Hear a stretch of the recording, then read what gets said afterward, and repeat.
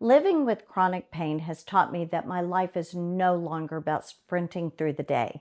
It's about taking things a little slower, a little gentler, and much more intentionally.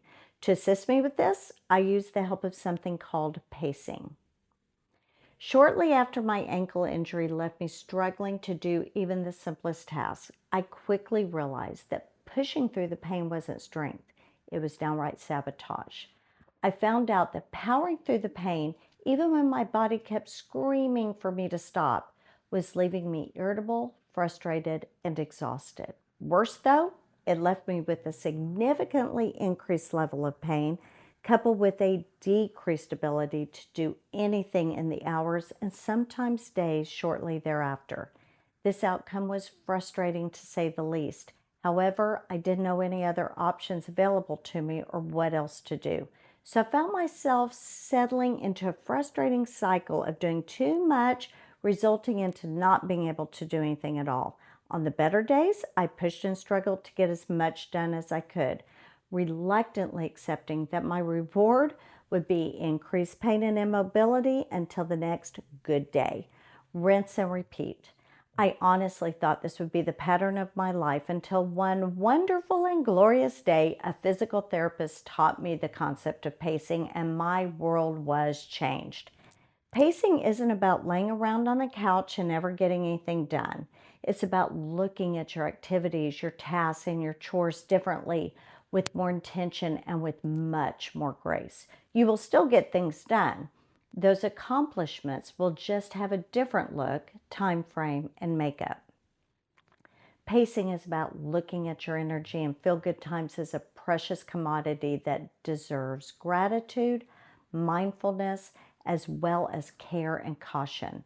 I will link my article on the whats and whys of pacing, which will give you a better understanding of what it is. Please check it out. In this blog, I'm excited to share with you an overview of how I employ pacing day to day, along with tips and tricks to help you stay the course, as well as some pitfalls to watch out for. More detailed blogs on each topic will become available soon. Let's get started. Planning and scheduling. My first order of business was to really get after scheduling and planning with passion and gusto. There is nothing I do or plan to do within reason that doesn't get scheduled. I busted out my favorite planner and got to work mapping out my days meticulously. A word of caution before you go diving into scheduling your days and weeks. Please be mindful of going slowly and cautiously by setting small and realistic expectations. At first, set yourself 1 to 2 priorities that need to get done that day and make sure they are super simple and easy. Break chores and tasks up into smaller chunks that you might have previously done. For example, I like to do smaller loads of laundry more frequently, so it takes me a shorter amount of time to complete. This keeps me off my ankle for long periods of time, as well as leaves me some excess energy for something else. So remember, keep things smaller and more doable will keep you from getting frustrated and giving up. Small wins are better than big disappointments. Remember that. Overloading your schedule would put you at a high risk for flare-up. So go easy. Once you figure out a rhythm and a system, you can always try to add more later. Setting a timer. A timer is a must tool in your journey with pacing. It will become your best friend. A timer helps you balance activity and rest in a timed and balanced way. It's best not to rely on your own sense of time. We all have a way of losing minutes and hours by getting engrossed in tasks. It will amaze you what you can get accomplished in even 10 minutes when you set your mind to it and realize you have a deadline. Set that timer. Share with others. Once you have decided to use the art of pacing and what that looks like for you, I strongly recommend informing family members and friends that your days are going to look different and more scheduled.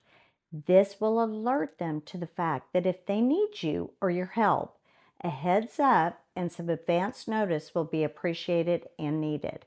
Like any other lifestyle changes, telling those you love is considerate and beneficial to not only them, but also to yourself. This gives them time to adjust their expectations as well as an opportunity to extend their support and love to you as you make changes and adjustments for your health.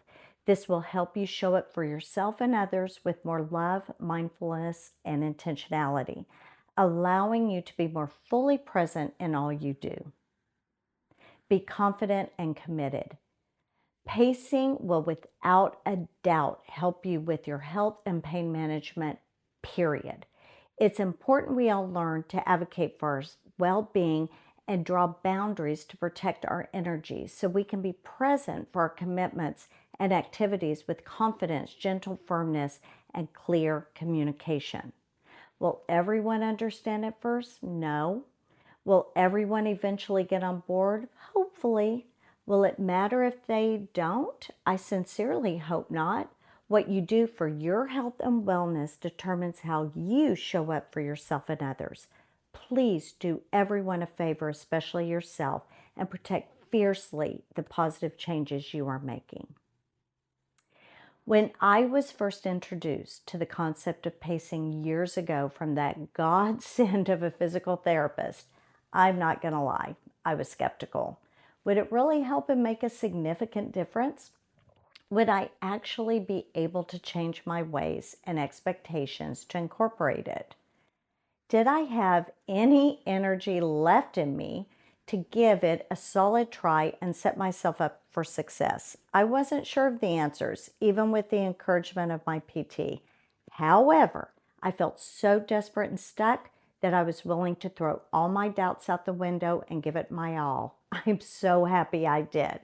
Pacing made all the difference in my life, and I am confident it will in yours as well.